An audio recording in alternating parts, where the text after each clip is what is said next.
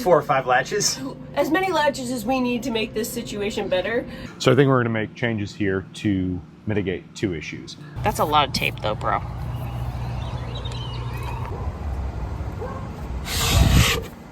The tonneau cover.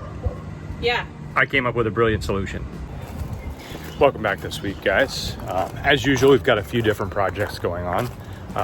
Start over here with the truck. Let me show you what we've got right here. There's a bit of drama with our old bed cover.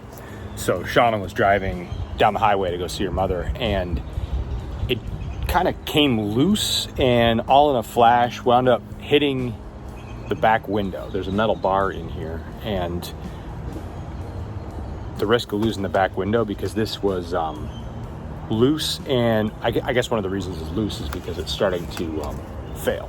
Fabric's pretty much crispy and brittle, and we felt like it was time to replace it. Now, it's been a little while that it took us to get the replacement, but the good news is we can get just the fabric and reuse all the hardware and all the framing, so that made sense to us. So check this out.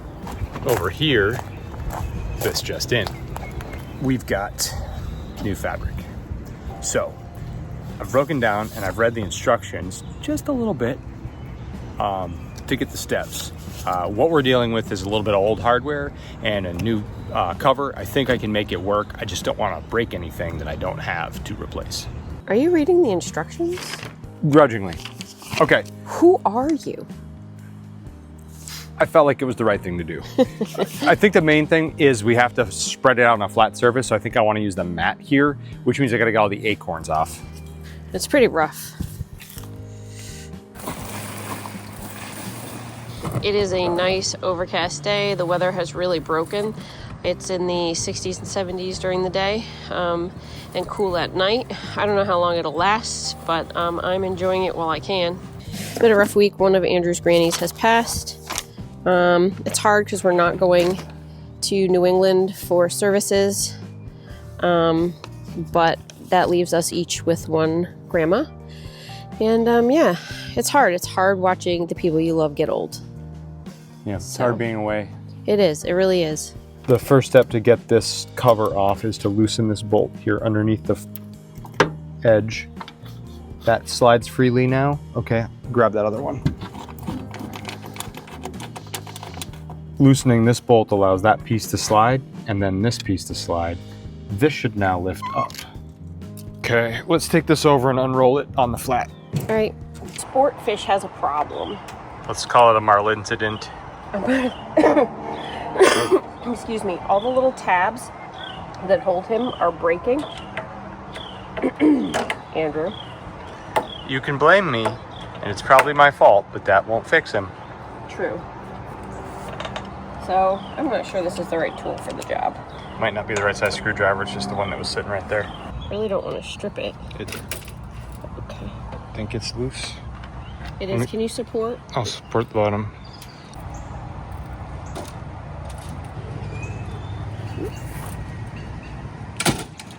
At least now we can take a minute and try and get some repairs done. I'm sort of nostalgic for it. Now we could, because it's the Tommy Bahama one, now we could just get a regular one, Andrew. I don't think there's any need of that. We can repair that in a way that makes it interesting. How long do you think the tonneau cover is going to take? And the reason I ask is because I have food for your lunches in the oven to meal prep, but I'd also need to start your laundry. Not sure. I think this, if they slide easily down the channels, it'll go okay. Okay. Well, let's get to it then. Just trying to be careful so I don't break the, what they call the header end plug. Header end plug? Header end plug. All so right. It's the window side of it. I think the thing to pay attention to is this slot here, because this I found hooked in the fabric and then rotated. A little bit of a wiggle, and yeah, see, that's it's in that pocket. Wrapped around and through. Okay.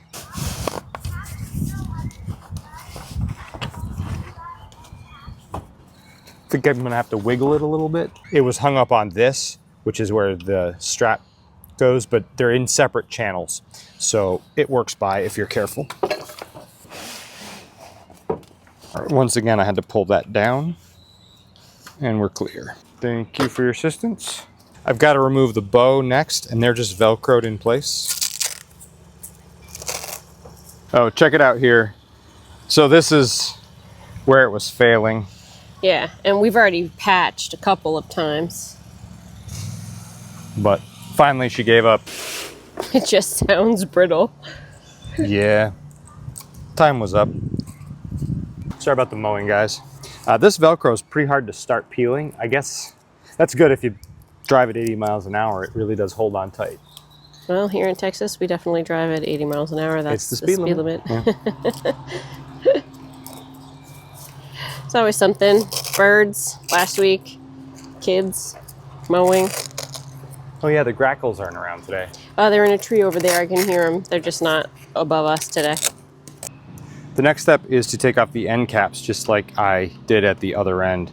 Speaking of next steps, we may take a little bit of a posting break through the holidays. Just a lot going on, and we may not quite adhere to our normal weekly schedule. It may get a little weird, guys, but Yeah. We'll still be here coming into the new year. Not Lots of stuff going on. Not going anywhere. Still lots of stuff to do on the Airstream. So YouTube stuff, it's one of those things that does never end unless you stop and take a little time for yourself. There's a tension strap that runs from a midpoint on the cover back to the tailgate area. And the only little bit of hardware that was provided with the new cover was a little arrow-shaped piece that anchors the tension strap to the tailgate channel.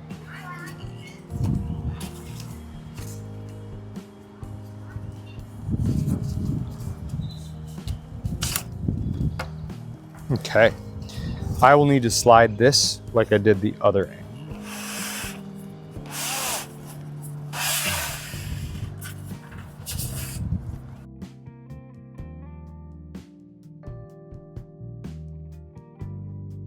Gone ahead and placed all my hardware back on here the way it was oriented on the last one. I'm hoping that saves me some confusion.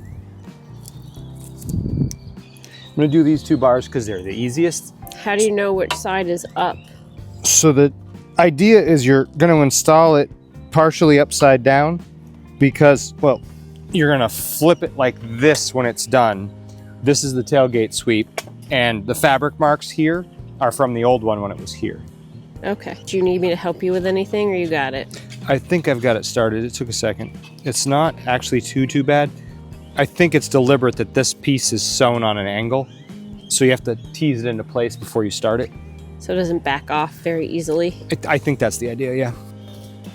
What this process really reminds me of actually is honestly an RV awning. Replacing the fabric on an RV awning. Oh yeah, we did that on Dream Boat. So the cord in the fabric, very much the same technology. What I learned when I took the other side apart was there's a slot here that has to catch the fabric, and then it rotates into place. So I'm going to try to do that now and keep the seal out of the way as I do it. And that seal is not brittle? I'm surprised. The rubber's pretty well conditioned. I messed up. You didn't put the little wrench thing on. The arrow. Yep. All right, let's do that and undo what we just did. Okay. Okay, so. I skipped the wrench step, or the arrow step. I was calling it the little wrench. You see the wrench, I see the arrowhead.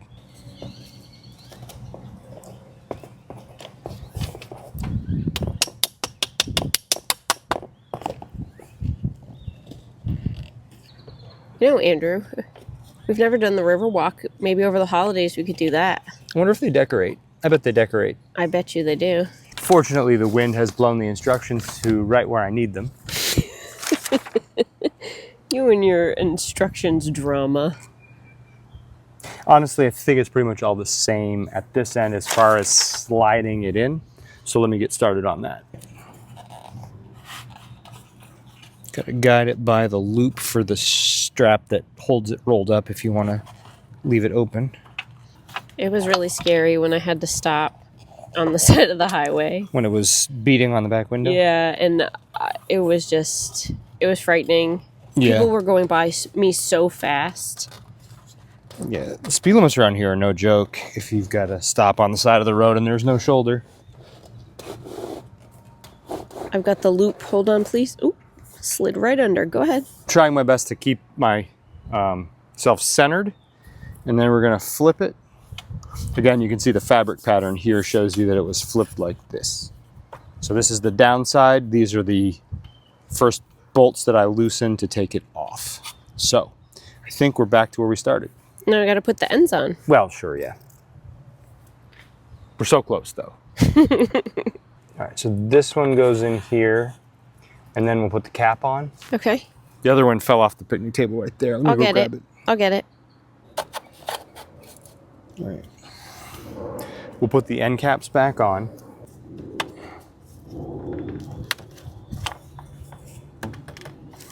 Bring this into place rolled up, and I think because I have it upside down, I have to roll it under. Yeah, so, yep, flip. Oh, it's harder than I thought it would be.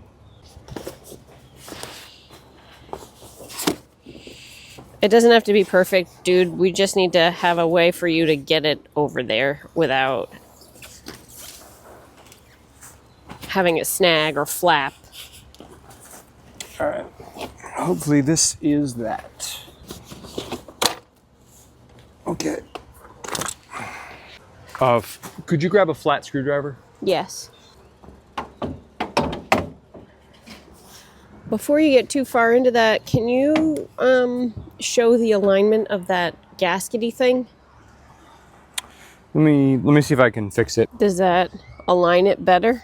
I think a little bit. I'm gonna look at the back. I might have an issue where this side rail, this part is actually slid backwards on this side more than that side. So let me double check that. Ignore for a minute the piece of rubber we might need to replace here. Main thing to look at is the metal frame visible here is flush over and it ends even with the body right here. Now on the other side, the metal frame is about 1/4 inch further out than that side. So I think this misalignment is our issue at the other end.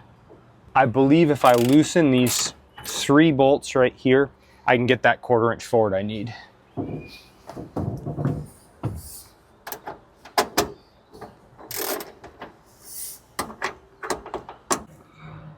You comfortable? Oh yes, quite. No, actually, what I was doing was I tightened all 3 of these after getting a good 1/4 inch slide that way. Then this screw affects the forward, backward of this. So I took the liberty of adjusting a 1/4 inch here too. My thought was that if I've moved the frame, I need to compensate for tension by moving this back a little bit. We'll see how it works out. Obviously, you can't make one change on something like this without having to make 1 or 2 more.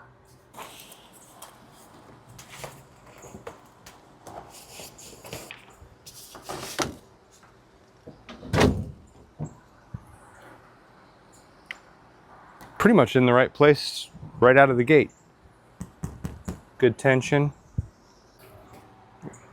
Wow, this looks so much better. And it's nice and straight and square pretty much on the first rollout. So I'm glad that that has gone according to plan.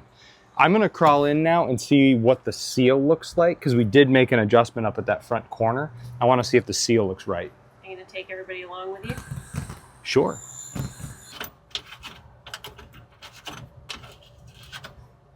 I need to tighten it using this bolt here, and then I need to tension it using that screw up there, and then I think we'll be all set. It'll probably push us back just a little bit so we don't have that little ventilation point there. Even though this is a few years old, using this part number right here, we were able to reorder this fabric. I actually called and got a live human who was able to look up that serial number and walk me through the process. It was actually pre-friction free transaction, and it all shipped included, price and shipping included was less than $200. So that was great. And it was like 172, maybe it was 175, I don't know. Yeah, we've got the framing already, so there's no sense in paying $1,000 for a hardcover. I prefer hardcover. I'm gonna take a chance and basically count the number of threads I see here and push the whole thing about 1/4 inch in.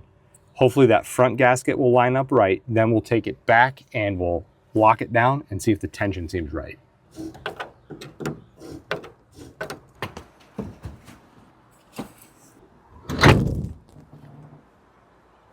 That is significantly more tension. It is. I'm going to close the tailgate, see if that lines up right. Then I'm going to go look at that front seal.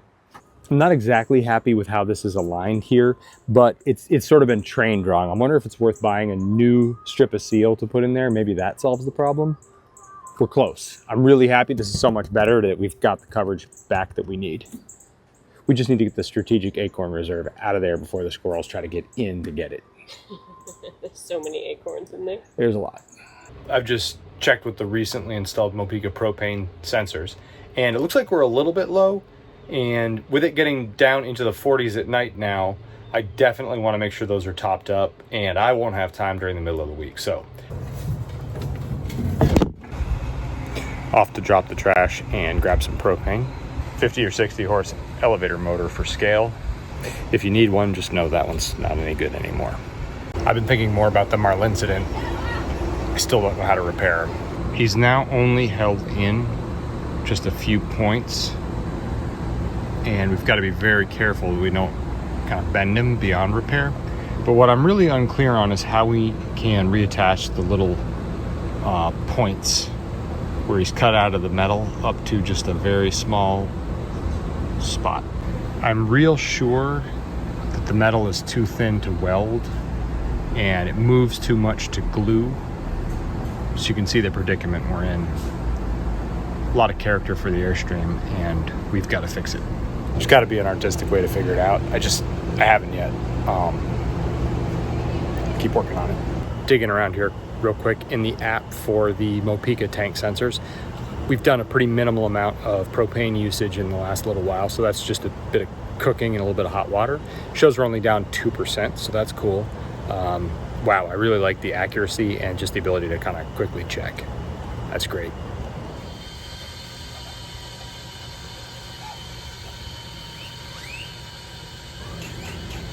This has been another successful trip out by the awning. Well, yesterday I ran out of time to get most of the stuff done that I wanted to do, but we got that bed cover done and I'm pretty happy about that. That's going to really help a lot. One of the things I didn't get to yesterday was following up on our water leak situation, and I definitely want to reach out with a thanks to all the people that weighed in to give us some ideas for exactly where to look to try to resolve that situation. The idea here is I'm going to dump the tanks and I'm going to flush as normal. Then I'm going to go ahead and check the inside to see if using the flush leads to water intrusion on the inside of the Airstream. It's dry out here, so I know I don't have water coming down the body getting in, and so we're going to rule out that right now and make sure we've got functional water inlets first. Meet me on the inside where I'm headed for the back of the closet. Bear with me a minute, I got to empty this closet. If we're out in the world boondocking, we keep the solar panels in the back of the truck. But right now, there doesn't seem to be a need for that, so we've got them in the closet.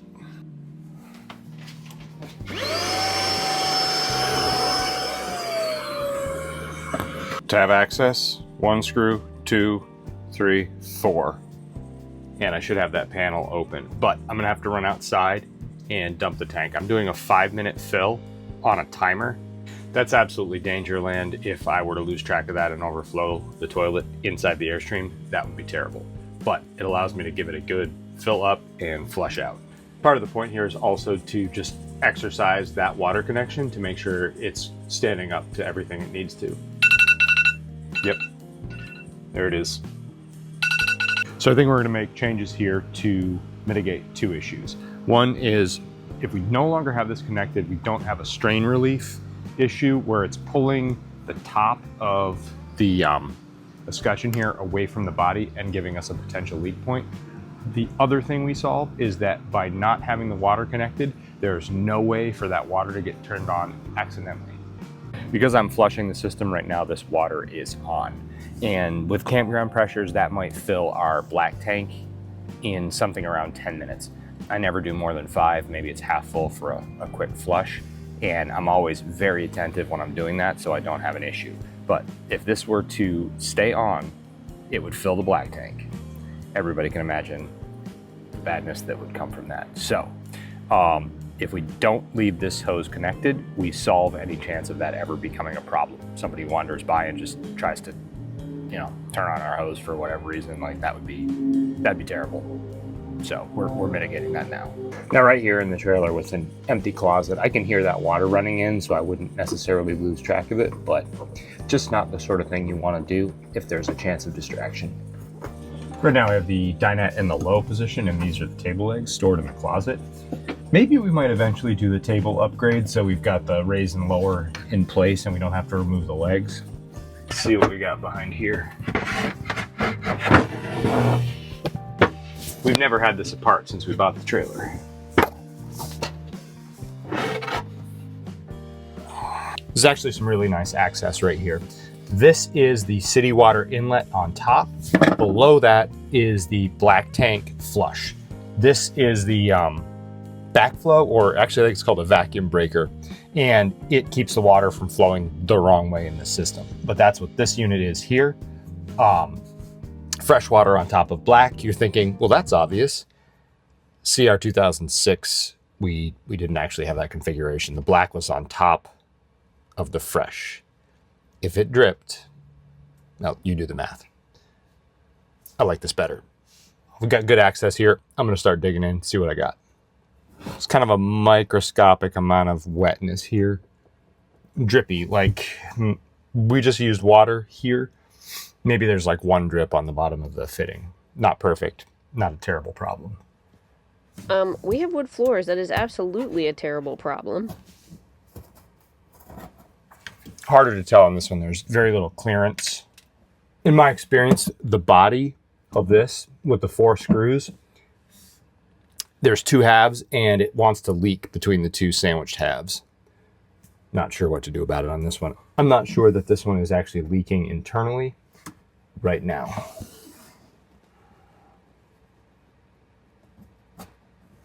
It doesn't feel wet on the bottom.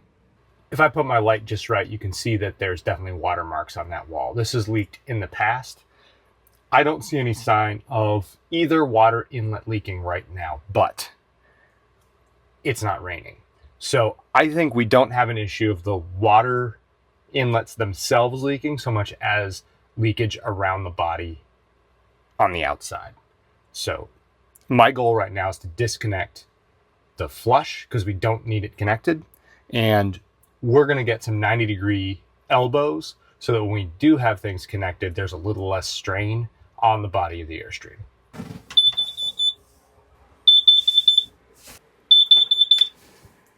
I just leaned on the propane detector. Couldn't figure out what the beep was. Probably shouldn't have done that. So before I stitch this back up, I'm going to clean the watermarks off the wall so that I might have a way of seeing if it happens again. Time to disconnect. If we leave this disconnected, there's no chance of an incident coming from somebody coming by in the campground and just turning our water on. Just leave the hose sprayer on it for now. We have vaguely symmetrical leaks this side of the trailer, the other side of the trailer. One of the things I'd like to rule out is the Tommy Bahama emblem. Sorry about the wind. But I'm not going to do that without call it supervision. I'm going to wait for Shauna to get back from her errands, and then we're going to take a look at the Tommy Bahama emblem. Make sure it's sealed to the body behind where the rivets attach. Also, I'd like to take a minute to thank Artie and Howie for buying us coffee. Really appreciated. And we've had somebody purchase a sweatshirt, which is pretty cool. We've just put those up. We haven't received our own sample, but we'd like some feedback on how that sweatshirt is. So please let us know. I don't have a good way to fix this flex right now, this little dip down. So I'm gonna stitch it back up. But I think what I can do in the future is maybe put a brace across here or a C-shaped piece that goes under the bottom and across the top and gives it a little more support to take this dip out of it. Wish I had a solution right now, but I don't.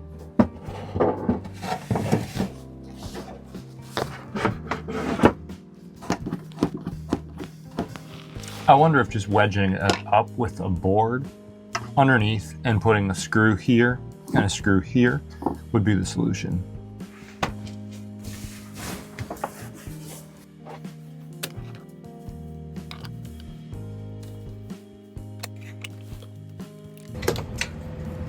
How was your trip? Oh, it was good. Oh, we have a problem. The cover.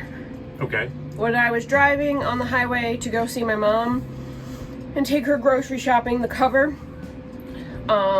like luffed and came unlatched and hit the back window, and I immediately pulled off. And this is the problem we thought we solved. right. Well, so I had time this time to like make it to an exit and get off in a more safe way. Okay. Because the fabric like held on the other side. Yeah. Only one side came loose, and then it luffed and luffed again, and then came loose, and then like hit the window. It didn't hit as hard, and it didn't hit immediately, which I think is a step in the right direction, but we may need more parts. Okay. And maybe it's the latch. Maybe the latch needs to be replaced. Well, let's get one ordered, or figure out if we can order them, or whatever we need, because I suspect that latch, or even 2 latches, or several latches, new latches, 4 or 5 latches. as many latches as we need to make this situation better, is going to be more affordable than a new back rear Tundra 1794. You got there. It took me a second. Electric lowering window is going to cost. Yeah. No, we'll check into that. Probably Right. we only need one, but it needs to be newer. I have to start meal prepping, or you're not going to have anything to eat tomorrow. That's a great idea. You guys want to see something super cute? Look at these. Our friends in the real world and on YouTube, major supporters of our channel. Yes, they give you coffee. They do give us coffee all the time, which I really do spend on actual coffee for the Buy Me a Coffee link. So anyway, but look at what she made me. My friends Artie and Howie. Look at this. Can you see that? A little match set. Look how cute they are. Custom made. Yeah, and I love the Airstream. We just may end up with a new logo or something. This is amazing. Yeah, that's cool. So, oh, look at the inside. It's like a secret in there of like colorful, beautiful fabric, Oh yeah, that's cool. right? This one's a little different. I love the ribbons. Well thought out because the light colors make it easy to see what's going on inside. I love it. I love it. And I love this. This is embroidered. I don't know if it shows on camera, but it's beautiful. Look at that. Yeah, they're awesome. Yeah. Thank you, Artie and Howie. We love these. Thank you so much, guys. Ooh, my phone's ringing. Or it's dispatch. It's probably dispatch. One of the areas this is leaking is straight below this window. Actually, both sides, straight below the side windows. We're thinking about that symmetry means maybe it's the same problem Could on be both the sides. could be the windows. Could be the windows, might be the Tommy emblem. So one of the things we're gonna do is take the rivets off and take the emblem off and make sure we've got sealed behind the emblem. Now we've sealed these windows a couple of tries in a couple of different ways, so hopefully they're actually sealed and this Tommy Bahama emblem solves some of that problem. Andrew's really masking out because we don't want him to hit the enamel if he skips off it. That's a lot of tape though, bro. You gonna get more from work for me? I don't see myself getting another emblem very easily, so I'd rather spend a little tape. That you took from work? This may be a little bit too much tape, but I'm okay with it because here's how it goes. If I screw up this emblem, I'll be sleeping outside. The wind. So you can look forward to my bushcraft YouTube channel after I start sleeping. Slow and steady wins the race. Thought of something. I just thought of something. What's that? We haven't fully taken this belt line off. No, that's one that of the could places. be one of the places that is causing issues. Yep, definitely concerning. You gonna recycle that for the other side? Exactly. I'm gonna walk this around right now. Here, hold this one.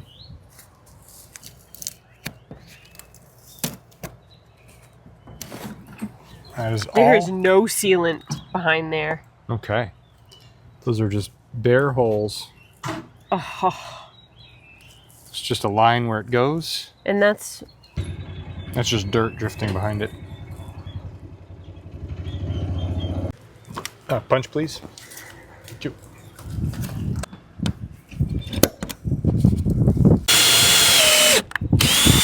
based on how the other side went, the tape is now the only thing holding this on.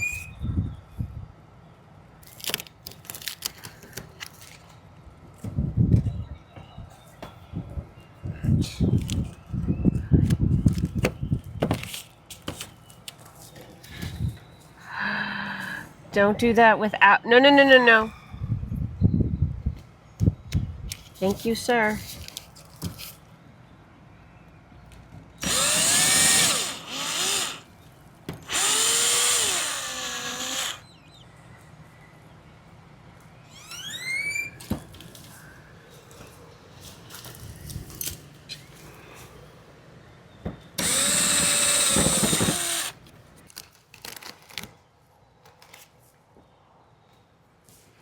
Also, no sealant. Zero sealant, just some dirt behind. Wow. All right, let's clean them. Has that blue line so that they drilled the holes right. I think so, yeah.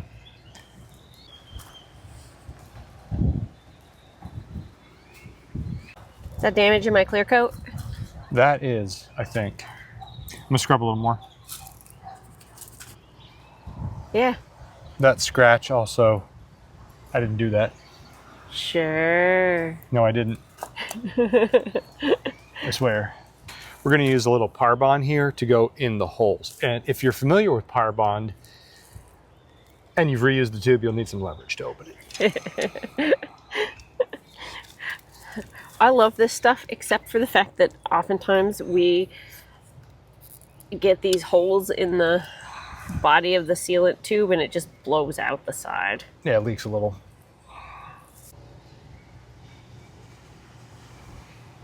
Super windy today, guys. Definitely is. Recapping.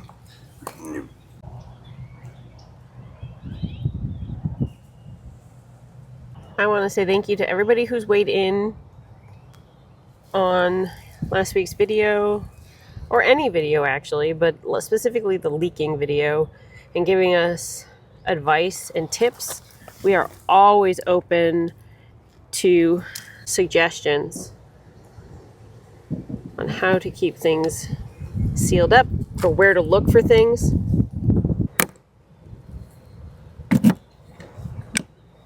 I've put sealant behind both rivet heads and behind The plate. the plate. So hopefully what I've got is essentially a gasket of sealant made between the body and the plaque. And then I'm going to touch the hole that the rivet mandrel leaves With just a scant little blob. with just a tiny bit.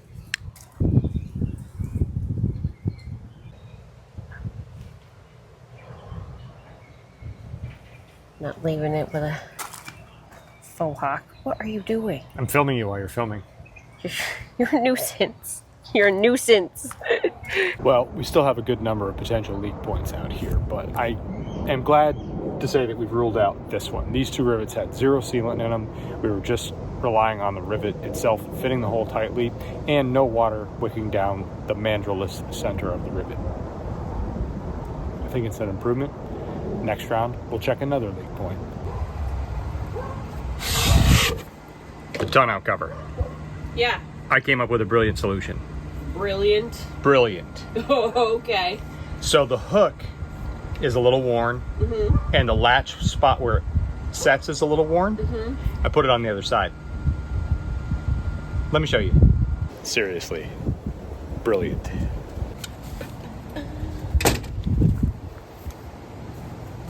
Okay. Tightening up the floor mat. Well, these acorns are...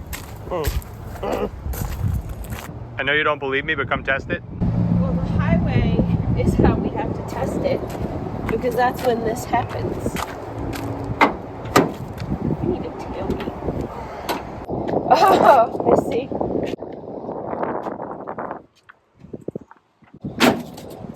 Doesn't that seem more secure? It does. So let me show you this. All this wear right here, this is the problem. So I switched it to the other side where it's brand new. On this side, there's no wear. So hopefully we've got a little wear here, but it should work on the new surface. Well. Too firm? There you go. I think it's pretty secure. I don't actually know what that's riding up on. Well, it's not being held down by the... I think it's sitting on something here. So it's got to be way loosened to get there. All right, okay.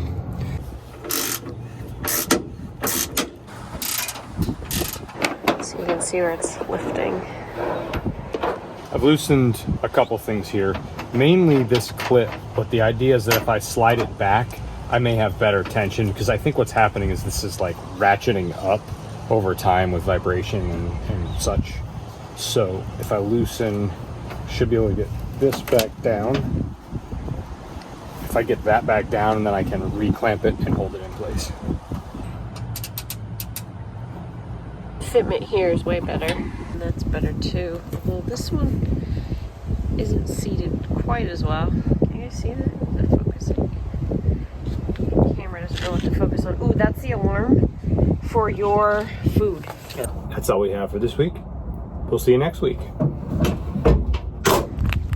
I'm so disappointed about this. What are we gonna do with our sailfish? All of these tabs are broken. Only the snoot.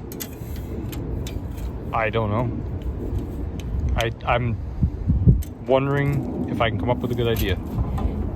If you guys have any ideas, weigh in. Yeah, we're gonna need help with this.